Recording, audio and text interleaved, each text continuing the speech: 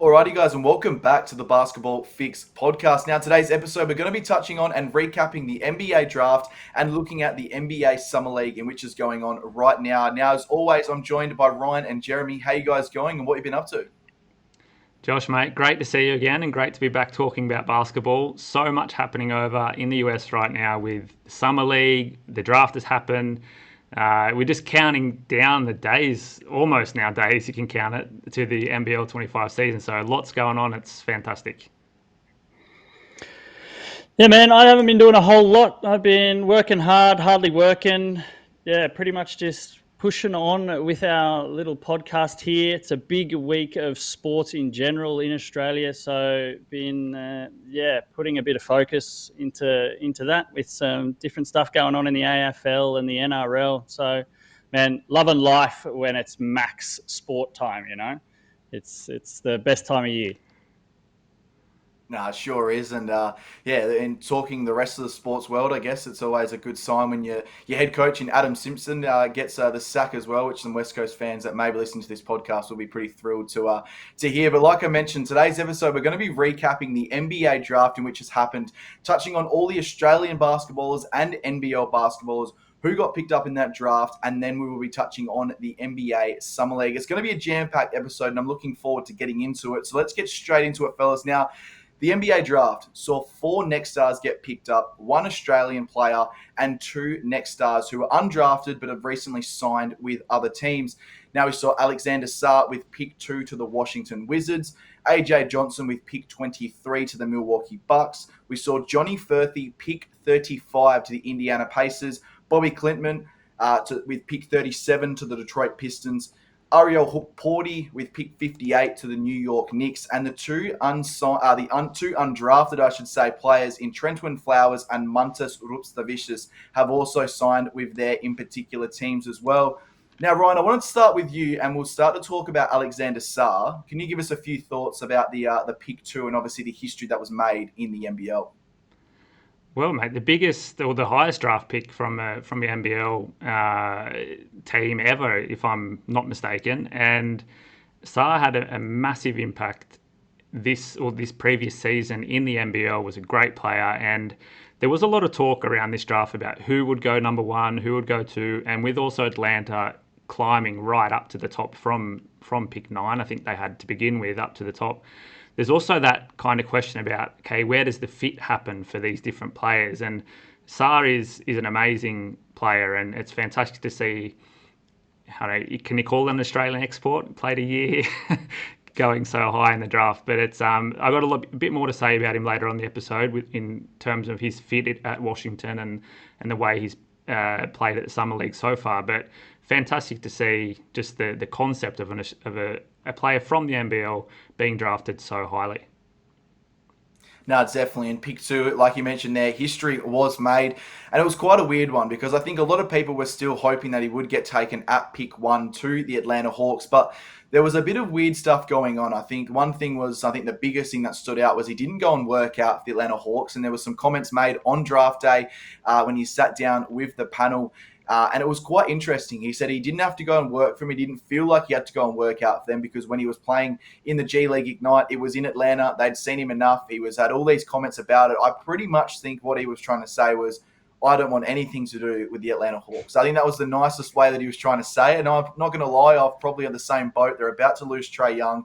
I think, in my opinion, they've just lost DeJounte Murray to New Orleans Pelicans. And they're one of those franchises who realistically haven't had much success in the NBA over the years. So it was a great pickup, I think, going to the Washington Wizards. He's obviously doing well, in which Warren spoke about before, in the NBA Summer League right now, which we will touch on a little bit later. But history was made, and that's the biggest thing about Alexander Sarr. Like Ryan mentioned as well, it was a massive achievement for the NBL, for himself, and he played a crucial part in Perth's season. He was a guy who sort of come off the bench as a bit of a six-man and then really started to establish himself as one of the top defenders in the league. And he's going to be one of those guys going forward who is super impressive. Now, the second guy who got drafted, AJ Johnson. Jeremy, have you got some thoughts about him? Yeah, man, I think this was a really smart and interesting pick for the Bucks. It really shows that they're looking to the future because I think we saw in NBL 24 maybe AJ isn't quite ready to be playing up against some of these bigger men. He was dominated quite a lot on the defensive side of the ball when he was on the court. And that's probably the big reason why he had such, like 7.8 minutes per game. His involvement maybe wasn't as much as he would have liked coming to the league in NBL 24.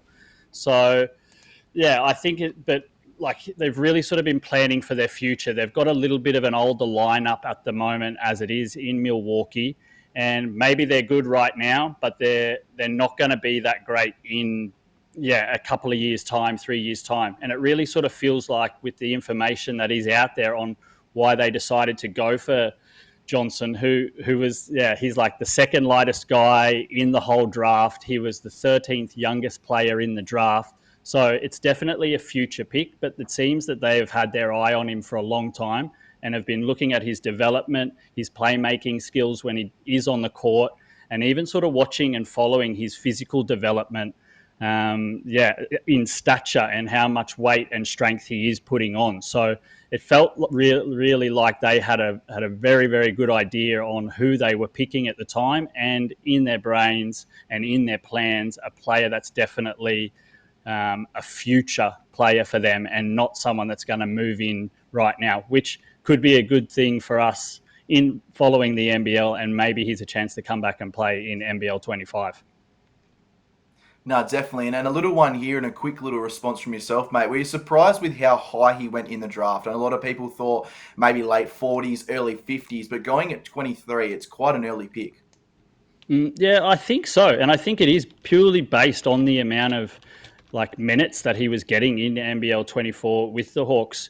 Because he wasn't playing so much, it left, nobody really knows what he can give to a team. And I think for people on the outside, there's so much unknown. So they expected, okay, he is good, but he hasn't been playing. Maybe he's going to go a little bit later.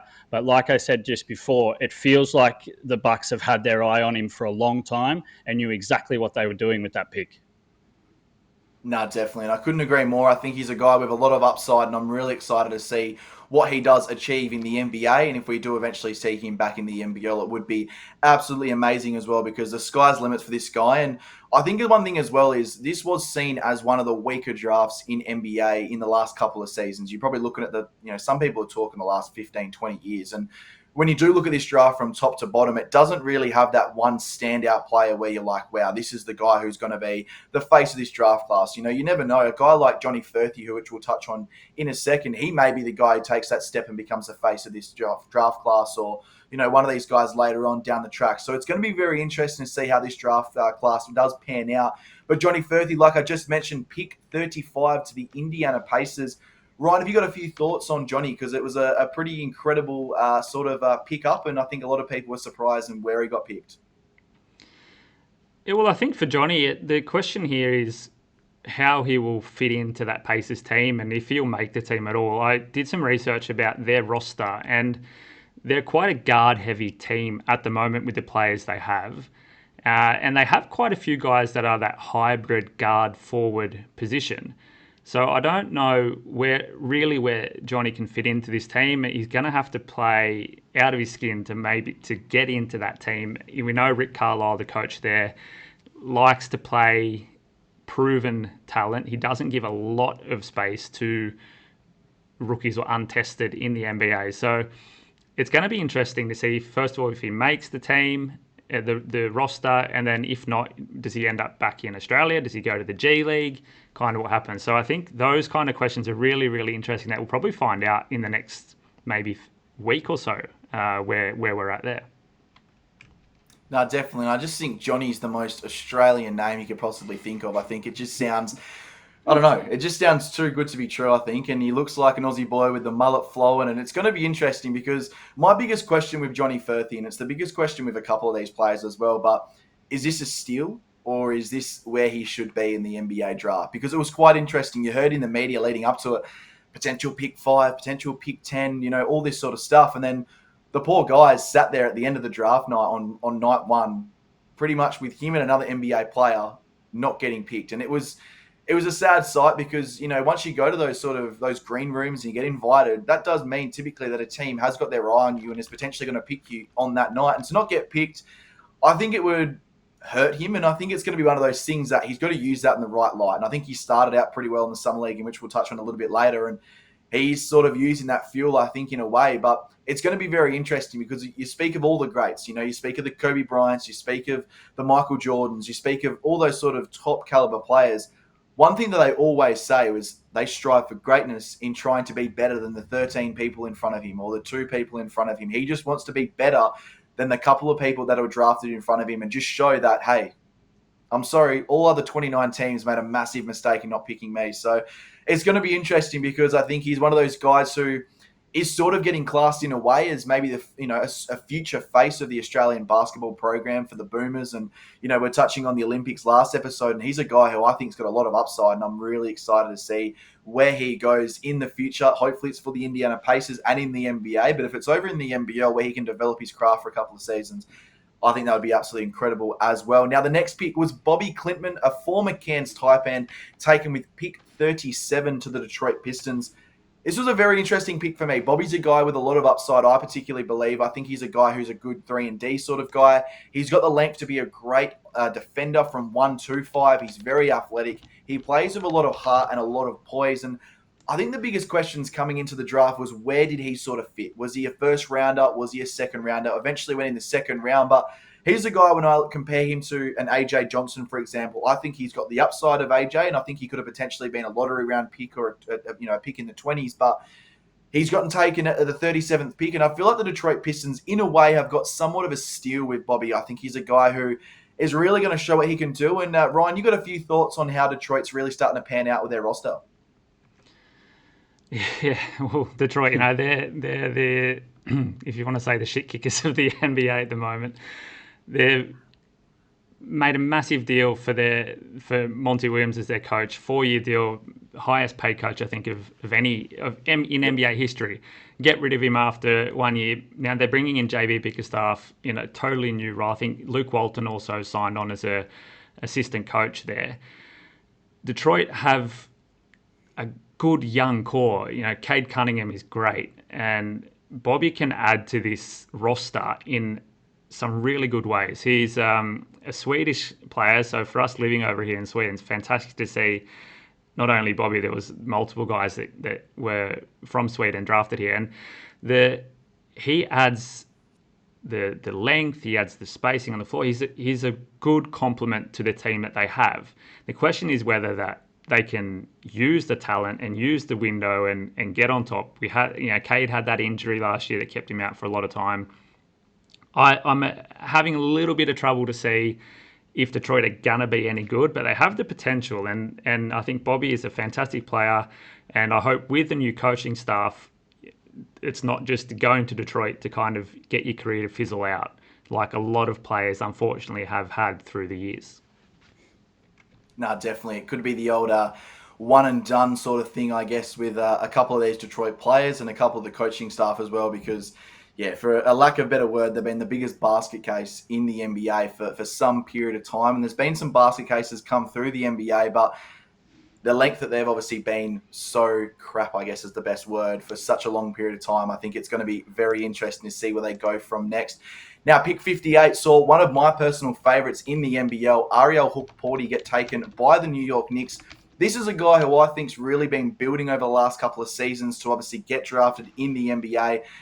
Round one, or obviously year one, I should say, in the NBL as a next start. He tore his Achilles, had a whole year off, come back into to year two, and was quite impressive. And then obviously in this most recent season has been a crucial part of why Melbourne did finish on top of the ladder and had a really, really good chance, obviously, as coming out as the NBL champions. But he's a guy who I think he's only lacks in sort of ability right now is the inability to shoot the three-point shot. And we know how important that is at the NBA level and any level around the world at the moment. But what he does make up for that is the fact that his inside game is really, really good. He's a really solid defender.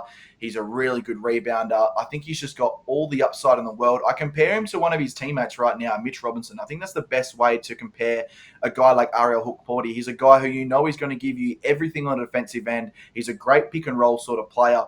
And I think for his age right now, I believe he's only 21 years of age, he's really built out into his frame already. So it's only going to get stronger. It's only going to get bigger. And I think it's only going to help him going forward in the NBA, because we all know it's the best of the best, the most elite players around the world.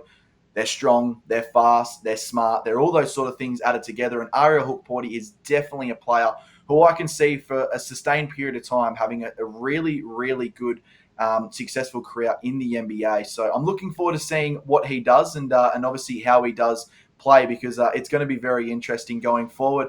Now, there are a couple of undrafted rookies, and I want to get some of your thoughts, Jeremy, on those guys, Trentwin Flowers and Mantas Rubštavičius.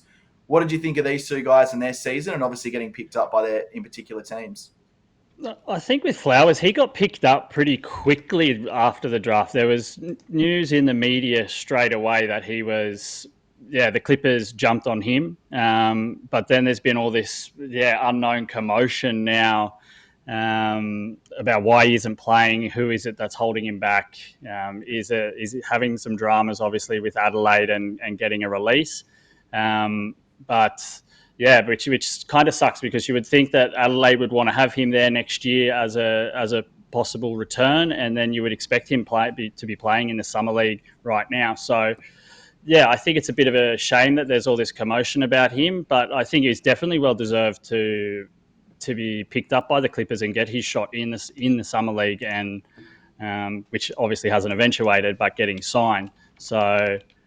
Yeah, I don't know, Ryan. You're a massive Clippers fan. You know anything more about what's going on in this situation? No, mate. I've been trying to figure out, try and find information on the web about what's happening. And the Clippers have made some roster adjustments. They've got rid of Paul George. They made quite a few signings. I don't know if Flowers won't be on their 15-man roster. I can almost guarantee you that. But whether he's at the G League affiliate and is like an injury cover possibly, like quite a few of these NBL players could be, I just can't get my head around what is happening and why there's been no information out there about why he's been signed to the Summer League team but has not set foot on court. And Adelaide 36ers, from what I can gather, they're trying to get the most amount of money out of the whole situation. But, the longer the time goes, I guess the less chance you're even getting paid at all if he's not playing. So I'm a little bit unsure about what's going on there. Yeah, no, but then, and then the biggest thing as well. I think the biggest thing as well, obviously, with the Adelaide 36ers, is when we touch on future, are you ever going to get a next star again? They've had some success in the past, but you see this whole situation unfolding as we currently see it in the NBL. And you're looking at a guy who should be playing in the Summer League with the rest of these players, and he's not for whatever reason is going on. And I think it comes back and ties back to Adelaide as an organisation. We've seen them over the last 3 seasons, which we have touched on in our NBL recaps a couple of weeks ago. They have been the most dysfunctional organisation in the last couple of seasons, in the last probably 3 or 4 years. But you could even realistically put it down to one of the most dysfunctional franchises for a period of time ever in the NBL. And it's a big statement to say, but it's one of those things, because when we do look at this sort of situation, I think it's a really good, summary of what this sort of organisation is. And, I just think it's one of those things that we're going to look at, what's going on. But Ryan, have you got a few more thoughts on that? Well, I was going to say that we spoke a few weeks back about my kind of old-time connection to the 36ers, but I can well and truly rule out that they're going to be my team in any sort of NBL. They can't destroy my NBA team by doing it. They're out of the question. I'm not following the 36ers. Wow, cut. Easy as that. Wipe of the hands, and they're dead to Ryan pretty much right now. So it's going to be very interesting. But the other draftee there, Mantas Rubštavičius, Jeremy, a couple of thoughts on him as well, because he's got a lot of upside. Yeah, but besides the downside of not being able to pronounce his name at all, being a big Lithuanian fellow, Rubštavičius sounds brutal.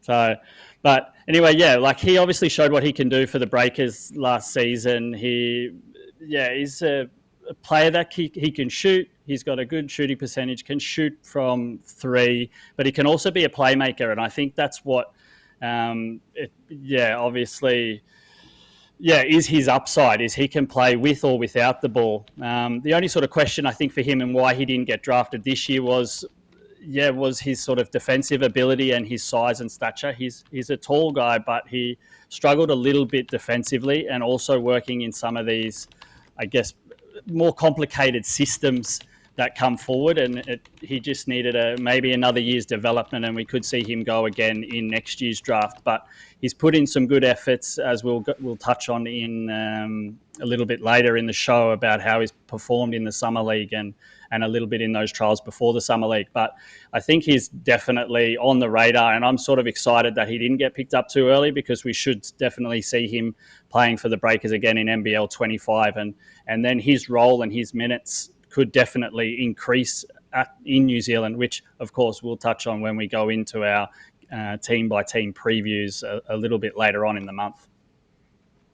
No, definitely. I think the biggest thing that I wanted to touch on with Mantas Rubštavičius is I look at him as a guy like Justinian Jessup, and he's pretty much nearly followed the exact same path, NBL next start into the Golden State Warriors. But I think the biggest thing going forward for me is I was kind of surprised that he wasn't taken in the NBA draft. I personally thought, I know what Jeremy's just said then, but I personally thought he was nearly the most ready-made player to take the next step, because he's played professional basketball from pretty much 13 years of age up until now. He looked really, really good when given the opportunity as well at the New Zealand Breakers. Once, obviously, Will McDowell-White went down, Zylan Cheatham went down, a few of those other star players went down. He found himself in the starting lineup and at the starting small forward position, even the power forward as well. And he's a guy, like you mentioned, he's a solid enough defender, a really, really good three-point shooter. And I think one thing that really does get underrated is his mid-range game and the way he attacks the basket as well. I do think he's obviously very, very raw, but has he got the most upside is the biggest question out of all of these players going forward. I'm not 100% sure. I think maybe Sarr is probably the clear favourite, and that's the reason why he was taken with the second pick in the NBA draft. But yeah, he's a guy I'm excited to see his development. And like you mentioned there, Jez, as well, it's going to be really exciting. Hopefully we see him back in the NBL, and the Golden State Warriors did do that with Justinian Jessup, allowed him to come back to the NBL to continue developing. But yeah, he's a guy that I'm really, really looking forward to. Now, let's get into some of our thoughts on the NBA draft themselves, go in a little bit more depth, obviously, with a couple of these players. And I'm going to kick us off with who I think the biggest steal was, and I mentioned him a little bit earlier, Ariel Hukporti. Now, when we look at his stats, they might not look incredible, but a guy averaged 7.9 points per game, 7.1 rebounds per game, 1.5 blocks, and shot at 57% from the field. Now, you tile that in with him averaging 18 minutes per game, playing under one of the premier centers in the league as well, Joe Lawala-Chul. This is a guy who, like I mentioned earlier, he has got the upside out of all of these players in terms of his defensive capabilities, the size of his body. Everything that he's got going for him is in a positive way, and I think it's going to be a positive trend, obviously, throughout his NBA career. I'm really excited. I think the biggest question, obviously, is does he stay in the NBA? And that's the biggest question of a lot of these later picks. Do they hold a roster spot down and have really great performances in the summer league, in preseason, in all those sort of chances where they're going to have every chance to hold that spot on their roster? But it's going to be interesting. Is he a guy who stays in the G League, or is he going to be a guy who comes back to Australia to play in the NBL? Does he play in a European league? Where does he go? I think that's the biggest question. But him getting his chance, I think, is important, because I think for his development and what he's been through over the last couple of seasons, it's really important that he got picked up and obviously gets a chance to show his stuff at the next level. Jeremy, you got some thoughts on AJ Johnson? Yeah, man. Like I mentioned a little bit earlier, he's been. I really can see that he's going to make an impact for the Bucks, but yeah, more likely in say 3 or 4 years when he's going to really get a chance to be a role player. Maybe even a little bit sooner. You never know. It all just depends on that physical development. I think he was my biggest steal 100%, and because everybody thought that he should have gone maybe a little bit later, but the Bucks have their eye on him. They've done their homework. I really feel that he was the guy. Like, he's definitely going to be someone that can play a role within the next few years for the Bucks, and can potentially be someone that, is one of the biggest stars in the league if he gets that chance. No, definitely. And I want to touch on Alexander Sarr again. I think he's a guy who was an incredible story. He come over to the NBL as a next star, ranked in this NBA draft last year at pick 19. He's obviously worked his way up and incredibly got taken with number 2 pick in the NBA draft. And NBL history was made and all that sort of stuff as well. But he's a guy who, when you actually listen to him speak and when you listen to him talk and all that sort of stuff about where he's come from, where he wants to go, it's just really, I guess, what's the right word? I think it's really positive to hear the way he speaks. I think he's just got a great perception on obviously his journey, obviously how grateful he is, obviously how much work he's put into this particular, over the whole years and the journey. So it's just really incredible to see him obviously go. And as a Perth Wildcats fan myself, it's obviously a little bit extra special as well because, we're seeing one of our own, going with pick 2 in the NBA draft. And we'll touch him a little bit later, but there's also another NBL next star that is in Perth with potentially following the same suit as Alexander Sarr. So it's going to be really interesting. Now, Ryan, you've got one that's not in the NBL system or an Australian basketballer, but what are some of your thoughts? I'm going to go with an overreaction out of the first summer league kind of game here and from the draft. So Zach Edey was spoken about quite a lot heading into the draft and where he would fit. He's I think the tallest and the heaviest player to be drafted in this draft. Went to Memphis, I think it was at pick 9. And I know that a lot of people at Memphis weren't really happy with that pick. But Memphis have a little bit of a history of taking picks that go against the kind of the public view.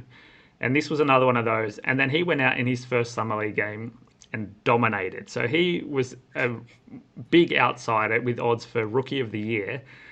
After one game, has gone down to be a joint favourite for Rookie of the Year. And I think that is just a massive overreaction. Now, playing with Ja Morant, you're going to get a lot of game focus if you're a big man on that team because they lack size on that team. So he's going to play a lot of minutes straight up. But you see he's already injured, so he's missed the last couple of games because of an ankle injury. And with that frame, that weight, and then now the weight of expectation on his shoulders, I think it's just a massive, massive overreaction on Zach Edey at the moment. Were you surprised with, obviously, I guess the sort of backlash that they obviously received in coming into the NBA draft? Because he's a guy who in his last year as a senior averaged 25.2 points per game to go with 12.9 rebounds. Like, that is absurd stats. And, when I was hearing about Zach Edey and obviously you heard about him for the last couple of years as a guy who potentially could get picked up and he wasn't ready yet and all this sort of stuff, I was a little bit of a thought of, whatever, then who cares? But then I looked at his stats and had a little bit of a look into him coming into the NBA draft. And I'm like, how is this guy not being picked up just yet? So what are some of your thoughts? Do you think it's a bit of an overreaction or is it a justified pick in a certain way?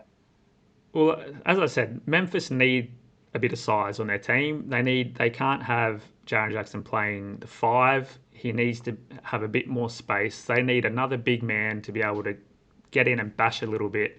And when you look at the draft list, I mean, obviously Donovan Clingan was the best center drafted, went at number 7 to Portland. But then looking down the list, Kel'el Ware went to Miami down at pick 15. Missy to the Pelicans at 21. There wasn't a lot of pure center, big size names on the board. And I think Edey was a fantastic pick for Memphis, and I think he will be a fantastic player. Just an overreaction after one game. No, I think definitely as well. And one more I wanted to touch on now, I'm going to probably, I guess in a way, mess his name up, but Duke's Kyle Filipowski, I think it is. Now, when we speak of weird situations in the NBA draft, there is probably none weirder than this whole situation, not only in this draft, but NBA draft history. A guy who was talked about as potentially a top 10 pick in the NBA draft and even was talked about as high as a top 5 pick.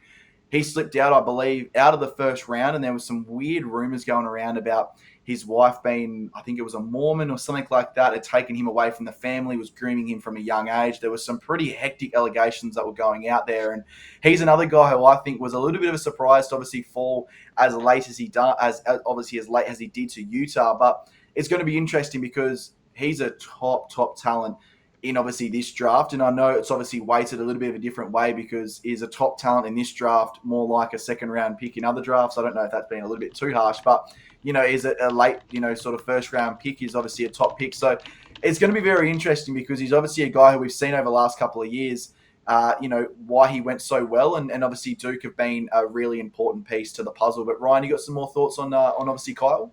Well, I just want to know your thoughts a little bit about if that kind of religious side of things was how and why he ended up in Utah, of all places, with the history around the everything in Utah.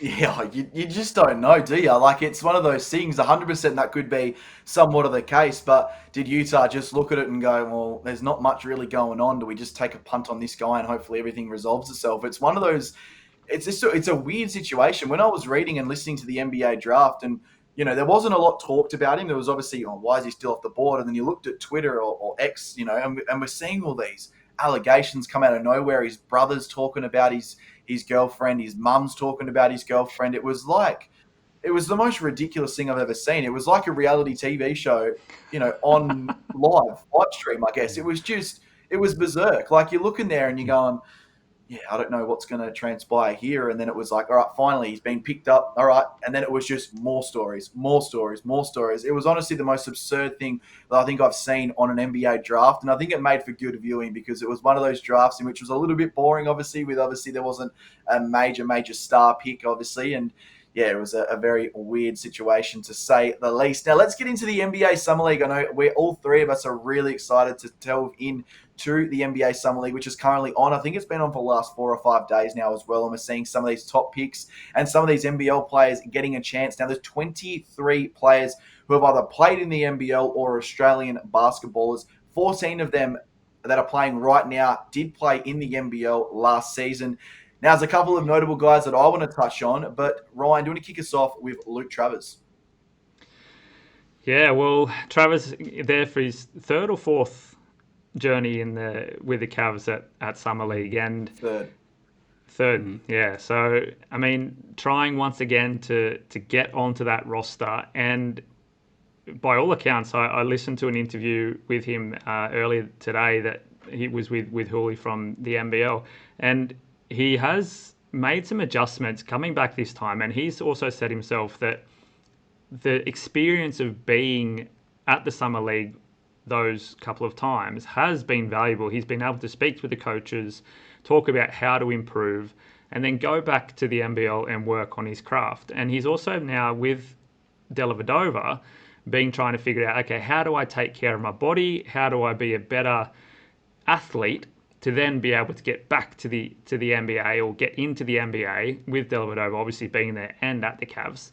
How can I do that? And from his own account, he has really focused on his fitness. He's trimmed down his own words, puppy fat, and has now coming back to Cleveland and really pushing for that. Essentially, it's the last roster spot they have. Again, a new coaching staff coming into Cleveland. He will have a new opportunity with Kenny Atkinson, and we know Kenny likes to play young guys and exciting. So Travers has a chance, but it's a little bit hanging on whether they sign Okoro or not. And I just really hope the guy gets an opportunity, because after this, I don't know if he's going to get a chance. Yeah, I just got a few, and I've got a little bit of a personal side with LT. Not to name drop or throw myself in as an imposter syndrome or intruder alert or whatever the case is, but he was a next door neighbour of mine for many years there when we were growing up. And, we've sort of a really close family friends with their family. And I think the biggest thing that we've seen over the whole journey is obviously the hard work that he puts in. And this is not taking anything away from any other player at professional basketball level. We all know that the hard work and the dedication that it takes day in, day out to make a professional team, whether it's in the NBL, Europe, or the NBA, is everywhere. But the way that he has worked incredibly hard on his particular game, and we've seen it obviously in the NBL. He comes in as a really scrawny kid. He's really starting to bulk out now. We've seen obviously his shooting percentages really start to increase from not only the three-point line, but at the free throw line as well. He's a guy who's a really super solid defender. I think his most underrated attribute is his playmaking. And he's a guy who we've seen at last Summer League really showed that he can play at this level and really showed that he's a valuable piece, obviously, to the Cleveland Cavaliers as well. So it's going to be very interesting because I think he definitely deserves a chance. And like you mentioned, is this the last time that he maybe gets a chance? Maybe at Cleveland, but I think some of the team will definitely pick him up. I think he definitely is warranting a chance, obviously, at playing in the NBA. And I think it's going to be very, very interesting to see how he does go about it. So for LT's sake, I hope he does get a chance. And he played very, very well today. I think he had 10 points, 7 rebounds to go with a couple of blocks and a steal as well. So they had nearly a 30-point win, I do believe, as well. And he really sort of stamped his authority into that game. And he missed, obviously, game 1. And I think the biggest thing, obviously, that they're striving for right now is going back-to-back in the Summer League and winning another championship ring, which would be an amazing story for him. And I know he's looking forward to it as well. So best of luck to LT, and fingers crossed that he obviously does make that team. Now, Jeremy, have you got thoughts on a couple of these other NBL 24 players who are currently in the Summer League? Yeah, I've obviously been sort of diving in today mostly about AJ Johnson and how he went. Had a couple of really interesting games that trying to stamp his mark on the Bucks team and really sort of went out fearlessly. It seemed in his first game. He went 5 from 15 from the field in his first game, just sort of out there blasting, which you can look at it two ways. I think you can go, okay, well, he went 5 from 15, not the greatest percentage. 2 from 9 from 3, so shooting a lot from outside. But you can also look at it, okay, he's a young kid. He hasn't been sort of playing a lot and minutes have been sort of the question for him, but he went out and tried to grab it by the balls, you could say, and went out and went shooting with a whole lot of confidence, which I see as definitely as a positive, because you're going out there, you're not afraid, you're on the big stage, and you're giving it a shot. And I think that that's a big positive for the Bucks, that he's come in with that confidence. And then I guess his minutes got reduced in the second game against Cleveland, but it was a little bit of a cleaner performance. Went 2 from 5 from the field, 2 from 3, and then also had 2 rebounds, an assist, a steal, and only 2 turnovers. I think the turnovers is also a pretty big stat. You look at a lot of these players that are getting a lot of minutes, and it is the Summer League, and we know the structure of that. There's a lot of turnovers. So I think him coming out and going, okay, I can rein it back a little bit and play a little bit of a cleaner game, look for my chances, pass the ball a little bit more. I think you really got to see 2 different sides of AJ in those first 2 performances, and it's going to be interesting to see in these next 2 performances how it goes. Jez, I got a question for you about AJ. So we know that he was a kind of firstly thought about a year ago that a second rounder, mid-second round or something, but flew up the rankings to pick number 23. In the first game for the Bucks, he had the highest usage rate of any player on the team. When I just want to get your thoughts, and Josh as well later on, if you want to kind of jump in about this as well. The defense, and that is what he is really, really good with. And when I'm reading some articles and listening to interviews from the Bucks organization about AJ Johnson, they're commenting on his defense. Does that come from his time at the NBL with the league being a defense-first system and then being at the Hawks under Tatum? Is this something that you think has really increased why he's been further up the draft? I think so. Like when it comes to his defense, obviously the size is the problem, being light, but he's also very tall. He's got a great reach. I think in the vertical jump, he also ranked like 13th, and he's got great agility and great movement. And I think coming in and learning under Tatum, and that's maybe also a big reason why you could see him coming back, is you're getting that system, and he obviously understands the systems. And it's pretty much like, if you can understand the system, then maybe it's such a big advantage. And if you've got the size but you don't understand the systems, you're going to find yourself in trouble. So it's obviously a big part of why he went high, I think. And like we said, the Bucks have done their homework and they know exactly his situation. So what do you think, Josh? Yeah, I think it's going to be. I think the defensive side has come from obviously this season in the NBL, but it's been one of those things that's been brewing over the last couple of seasons. He's a guy who we know goes out and gives 100% effort 100% of the time. And we saw as the team obviously started to get better in Illawarra, it was when the defensive end really started to pick up. And that's obviously Justin Tatum's, I guess, game plan and the way that he wanted to play and the sort of system in which he was implementing. So a guy like AJ Johnson, I think, just really, I guess, flourished under that sort of system as well and started to pick up. And, you know, when we talk about his stats in the NBL, like we've mentioned, they're not, you know, anything to write home about, but you are starting to see the guy who is, you know, playing 7 minutes a game, averaging around 3 points per game and all that sort of stuff. We're starting to see that. And when the minutes go up, the production did go up as well. So, yeah, I think his defensive end, it's a massive thing. And you talk about it all the time, and players will talk about it all the time as well. When they can't get court time, they know, all right, if I can't score, I've got to defend hard. And they defend hard and they get minutes and they get opportunities on the offensive end. And it really starts to build from there because we know whatever sport it is, no matter at what level, defense does win championships. It isn't the oldest saying in the book. And, you know, you're seeing a young guy like that really start to flourish under the defensive systems and a guy who's really starting to become a capable defender as well. All right, let's talk a little bit about number 2 draft pick, Alex Sarr. Now, as we've spoken about a little bit earlier in the podcast, amazing player and did a fantastic job at NBL and a very much warranted pick 2. But then in the summer league, first game went all right. Second game last night, I think it was last night Australian time, was completely outplayed. And Josh, I'm going to ask you a few questions about Sarr here and his future at the Wizards. But it's a 2 versus 3 matchup. So he's playing against Reed Shepherd on the Rockets. And I know that there is a lot of build-up around this game because this game is generally, or even when the top couple of picks play each other at the Summer League, there is always fanfare around it every single year. And then later in the evening, also the Bronny James game. So there was a lot of, that this day was going to be massive.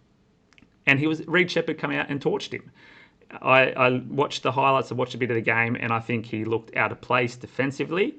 He didn't look like he really wanted to try. I question whether he has the mongrel in him. And I'm worried about his role at Washington and the staff they have there. You know, we know that they failed with multiple stars throughout, the last kind of 15 years or longer. And Josh, I'm just wondering, where do you see Alex Sarr fitting into this Washington team? Do you think they have the coaching ability to be able to continue to develop him and make him a top NBA player? Josh, first, do you just think that he can't play defense because he played for Perth, or?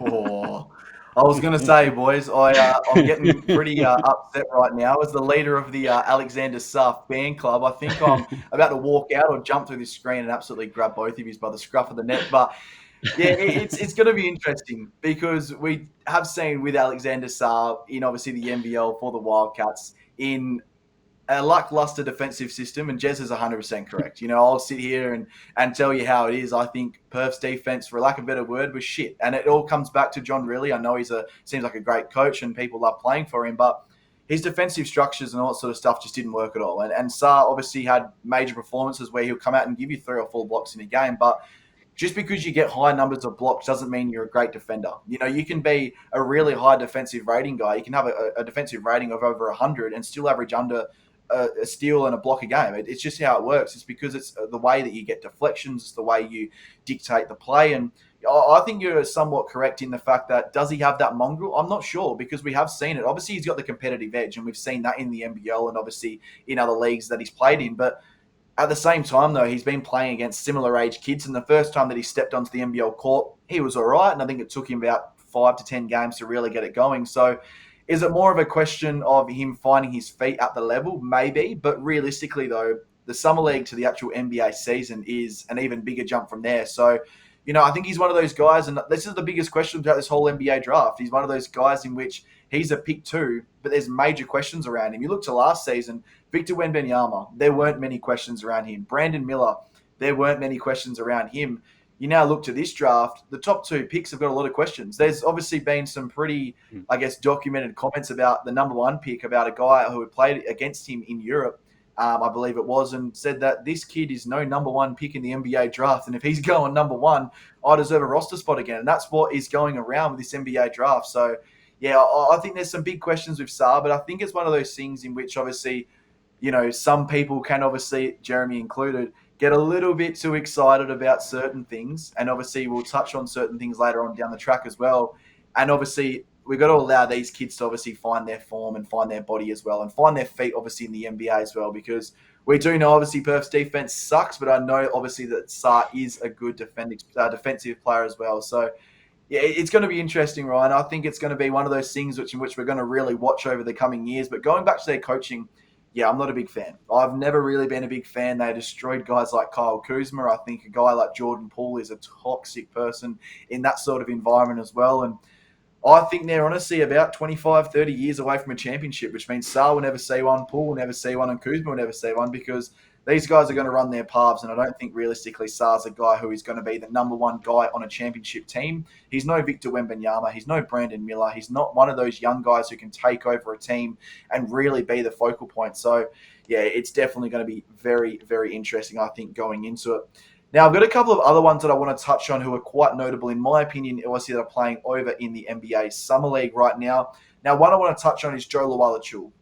Now, this is a guy who I've been surprised in which he hasn't had as much NBA interest or following that I think it's been, I think he deserves. He's been one of those guys who is really starting to improve rapidly. Obviously, around the world, he obviously had a decent season in the NBL. I think there was something a little bit missing there, obviously, with maybe the way that he was sort of finding his role at Melbourne United. And I think it's going to be very interesting going forward. But he played today with 7 points, 11 rebounds, and 2 assists to go with 1 block in 13 minutes of play. That is incredible. I know they obviously lost, but he's a guy in which he'll give you that stat line, if he gets a chance most nights. He's a guy who's going to play very hard. And I think the biggest thing that I love about Joe Lawala-Chul is the fact that he's not afraid to throw his body down. When we're talking about Alexander Sarr, that's obviously what we talk about when we speak about mongrel. It's realistically about throwing your body around, throwing a few fists around, or, maybe not fists, but a few elbows around to obviously assert yourself down below. So it's going to be very interesting, obviously, to see what he does throughout this NBA Summer League experience. And Jez, you got a few thoughts about Joe Lawala-Chul? Yeah, I think it's like his consistency. We saw in NBL 24 just how consistent he was. He was putting up pretty decent numbers week in and week out, and he's done that already in the Summer League and even the games before. Like, they played against China and he put up 16 and 6. They had another 2 games, 13 and 8. 19 and 9. Like, those numbers are great numbers, especially when you're looking at boards, and he's getting close to hitting double doubles in every game. So I think he's getting on now. He's 30, I believe, and he's obviously left. He's going to leave Melbourne at the end of the year. He got offered some big money to play in Japan and China, which is a shame, and going to leave a pretty big hole for Melbourne as well, which we, of course, going to talk about a little bit later on.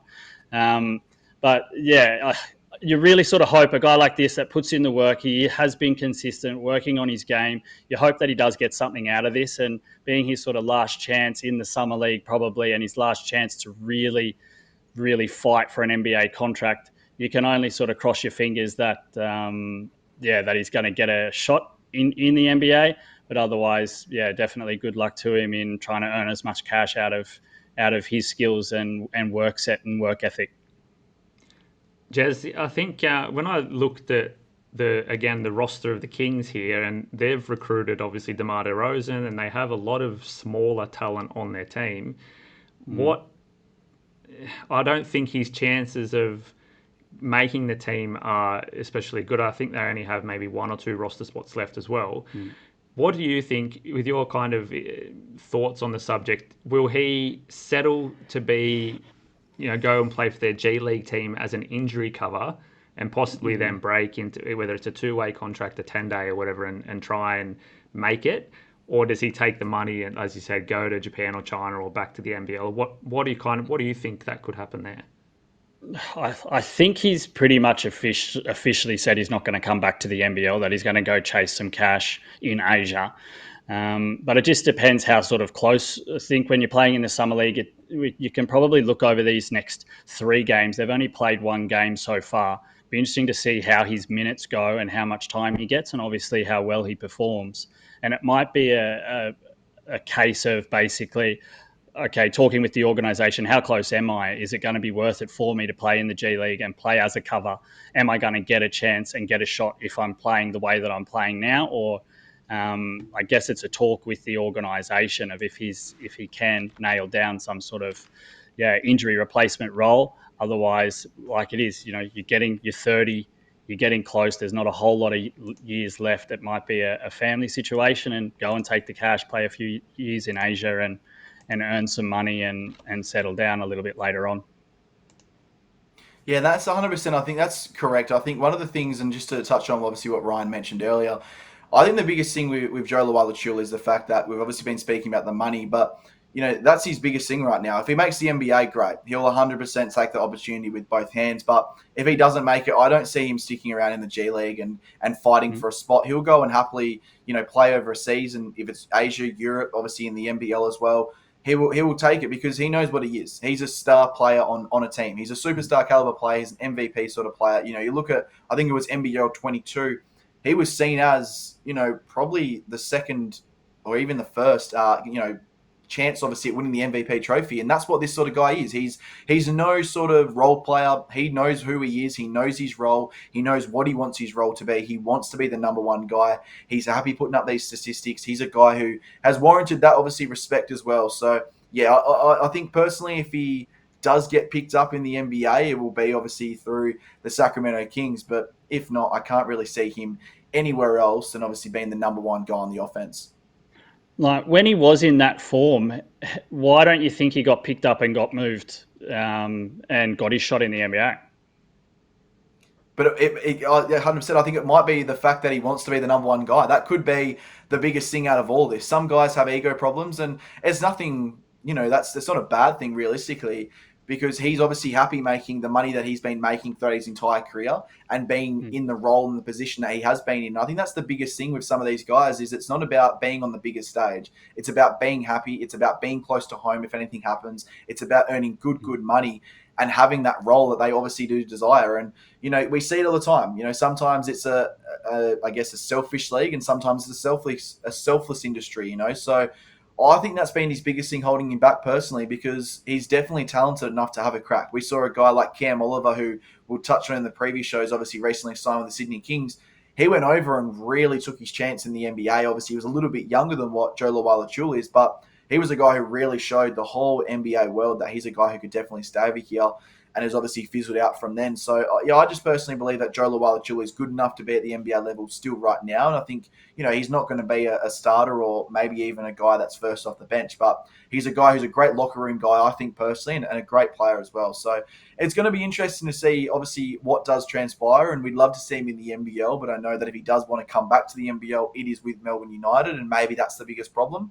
We just don't know, obviously, the circumstances around him. But I want to touch on a couple of guys who are notable former NBL players. I'm speaking of guys like Ousmane Dieng, RJ Hampton, and Robert Franks. Now, RJ Hampton, you got a few thoughts on him, Ryan? Oh, mate. I remember him coming into the draft and the fanfare around him, and I had high expectations for him as well. Back in, was it 2020, I think he got drafted? And you're not going to use the B word, I hope. He's a bust. He's a bust, unfortunately. He's been bounced around to multiple different teams. Can't find his role, I think, within the teams. There's no doubt the guy has potential skills. He has played at the NBA level, and he's still getting picked up by teams. But it's just really difficult for him to find that role within a team.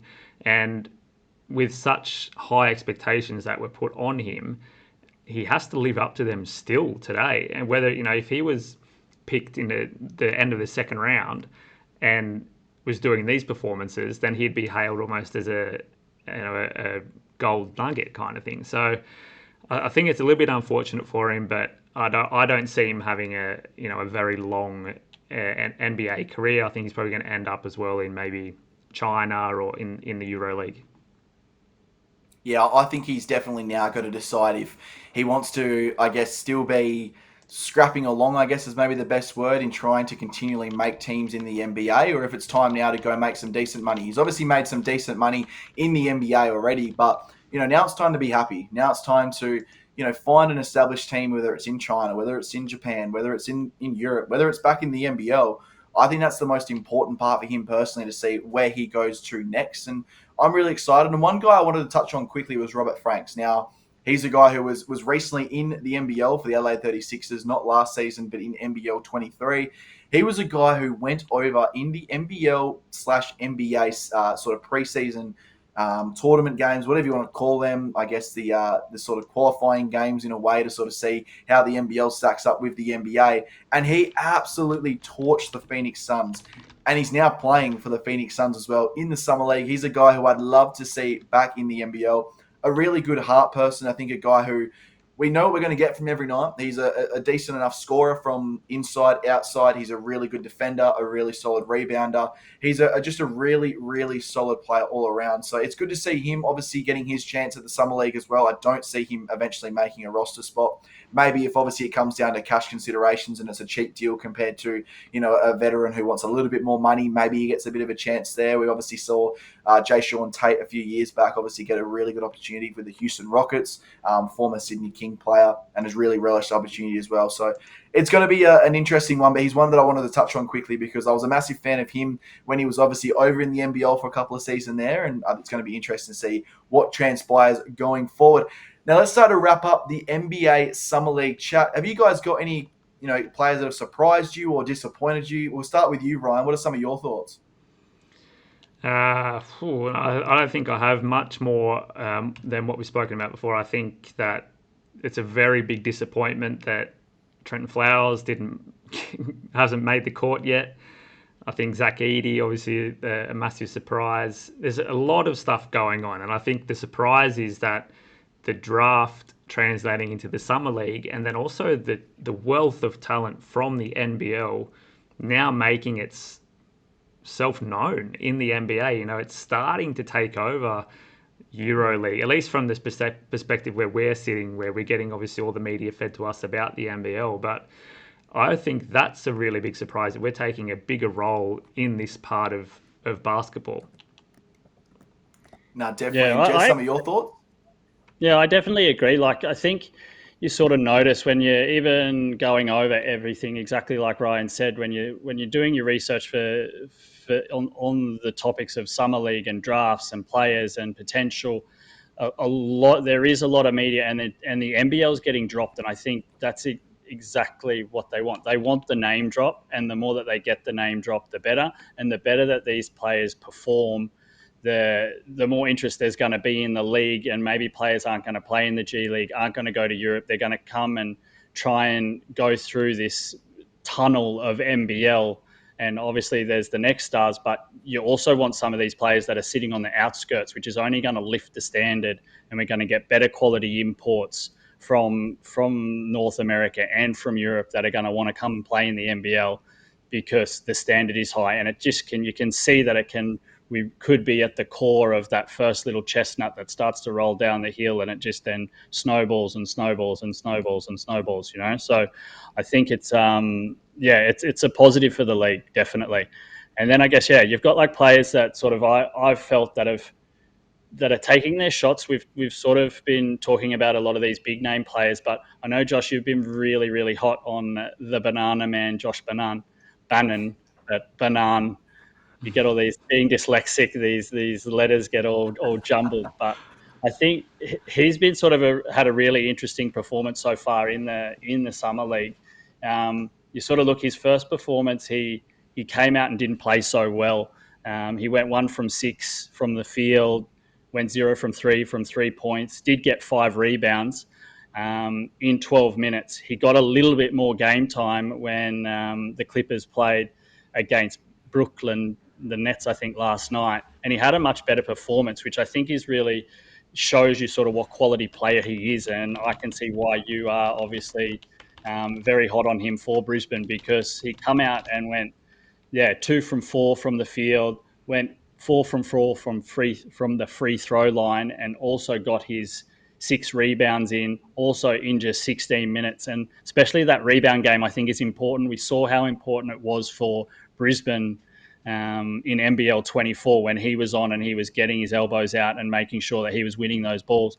It's a very, very strong part of his game. And I think in that game, he topped his team with 6 rebounds in maybe, like 10 minutes less than a lot of some of the other players that were out on the court. So I think for him, it shows his character and shows that he's definitely on the radar. And I think another good year in NBL 25, and we could see him we could be having this discussion about potentially making an NBA roster, with next year or the year after. I think he's, definitely got the potential there, and he's shown it in these games. And like I said, 2 games left, really good chance for him to show his skill set, and hopefully not so much that we don't get to see him in NBL 25. But, for him, obviously, if he could get on a roster, then that's definitely going to be great for him. And then we've got sort of Mantas. We touched on him a little bit earlier. He sort of had the opposite. There was the California Classic, I think they call it, where Golden State play the Lakers. And he had a massive start. He played 15 minutes. 24 minutes in that game, went 4 from 8 from the field, 2 from 5 from the 3-point line. He's 6 rebounds, 2 assists, 2 blocks with 12 points. So a really, really big game, got his name out there, and then got some minutes in that first game for Golden State and sort of had a shocker, did sort of the opposite to what Bannon did, where just sort of couldn't hit. He just had no range, didn't really get involved in the game a lot. So he got good minutes at 15 minutes, but I think it's going to be also interesting to see how he goes forward now and what they do with him, and if he's going to play more minutes after having sort of one bad performance, because as we sort of know, it's a cutthroat industry, and maybe all of a sudden his minutes go down, or he doesn't get to play the next couple of games because he was a little bit off in that second game. I was got a quick one on Bannon. So he obviously playing for the Clippers. They haven't had recently any real good kind of backup centers.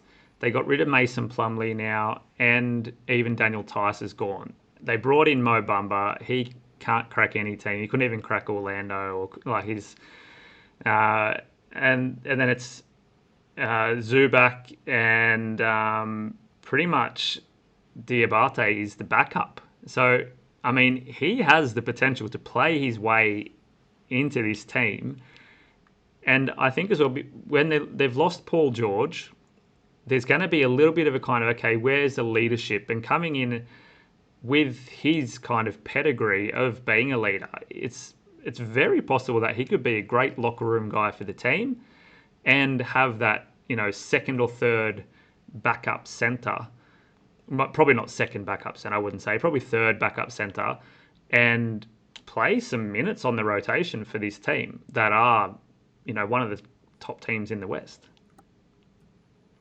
Yeah, I think obviously the biggest thing, and obviously you're speaking about him being a center. I think he's not a center in my opinion. I think he's only 6'9" potentially, I believe, and obviously you can play an undersized center in the NBA, but I don't know if he's going to have the size or the strength to be obviously matching up with some of the top premier players in the NBA, because we're sort of starting to go. It's going through its swings and roundabouts. It was a center league, and then a point guard league, and then it was a wing league, and it's sort of in that weird spot right now where it's the sort of small forward. In my opinion, it's more a small forward to center sort of league at the moment. And you look at guys like Giannis Antetokounmpo, Nikola Jokic. These are guys in which if he was to play that sort of role, he'd be matched up against. And I don't think he's got the quickness. And I love this kid. The Banana Man.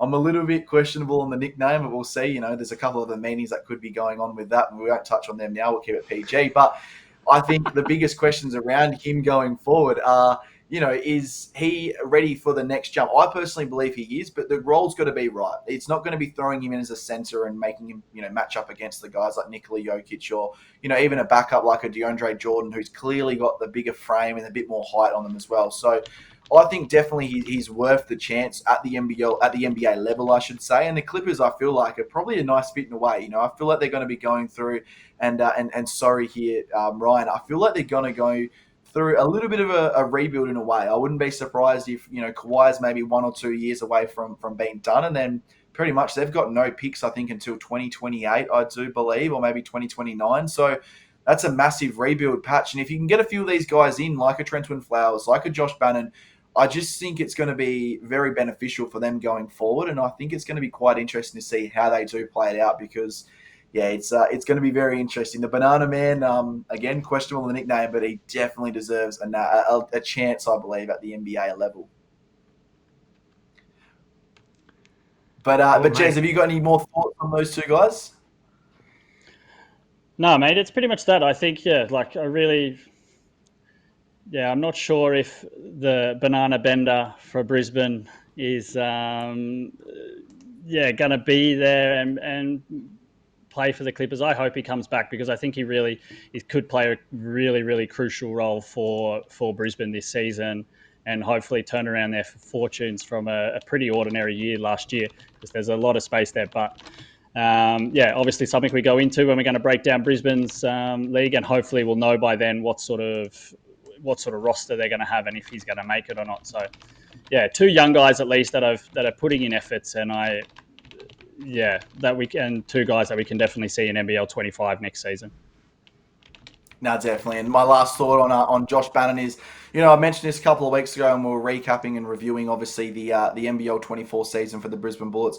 He's a guy who oozes that leadership qualities. He oozes, marquee player in the NBL. He is going to be one of the top Australian basketball players in the NBL and could potentially be one of the top Australian basketball players in the world as well. So he deserves every chance that he's going to get, obviously, at the NBA level. And I'm super excited to see, obviously, the last couple of games for the Clippers and then to see where his future goes on from there, because I think it's an incredible journey that he's on. And he obviously had a very successful career at college, had a very first successful year at Brisbane Bullets, and now we're obviously seeing him on the big stage at the NBA Summer League. Now, have we got any more, anything to talk about here, boys, or can we wrap this episode up here? I'm good to go, mate. Yeah, all over. So that's a good one. That was a good episode. We thoroughly enjoyed it. We've been looking forward to this episode for a couple of weeks now. Obviously, the Summer League has kicked off, and it's super, super exciting. Looking forward to seeing, obviously, how the rest of the NBL players do go, and a couple of Australian guys as well, who are really starting to make headway over in the NBA. The NBL is realistically been starting to look at as one of the premier leagues, I should say, around the world, and is really starting to rival other competitive leagues around the world as well. And Ryan touched on it a little bit earlier, and I wanted to touch on this before, obviously, we wrapped up the show today. Obviously, the recognition that finally the NBL is getting from the NBA, and a few comments were made, and I want to just touch on it myself quickly, about when Adam Silver read out Alexander Sarr's name on draft day. Now, obviously, there was a few little comments about it. It was Alexander Sarr from France for the Perth Wildcats in the NBL and G League Ignite. Now, I just thought that was the biggest... the NBA trying to insert themselves wherever they're possible. Obviously, the G League Ignite, if we don't know, is an NBA-ran product which miserably failed. I'm just going to put that out there very clearly. A lot of their guys are starting to obviously come over to the NBL, which is looking like the premier competitive sort of professional league outside, obviously, of college to obviously have your route to the NBA draft. And I still think there is a little bit of jealousy going on between the NBA and the NBL, which creates a little bit of byplay as well, which is always interesting. But Adam Silver, putting you on watch here, mate. Next year, an NBL next start is announced. Don't you go announcing the G League Ignite or another league or team that they've played for. If he's played for the Perth Wildcats, you announce that the Perth Wildcats from Australia in the NBL. You don't go announcing another fucking team, to be honest with you, mate. So let's sort that out from there, boys. But that's going to wrap up today's episode. It's been a great episode. I've loved talking about this. Obviously, I'm pretty passionate about a couple of these guys, in particular, my boy Alexander Sarr and Josh the Banana Bannon, obviously. But that wraps up today's episode. Going forward, obviously, Olympics are just around the corner. So next episode, we'll be touching on the Olympic Games and a few of the exhibition games in which obviously will be played by then. Really looking forward to that episode. But from us at Basketball Fix, that wraps up today's episode, and we hope you got your basketball fix.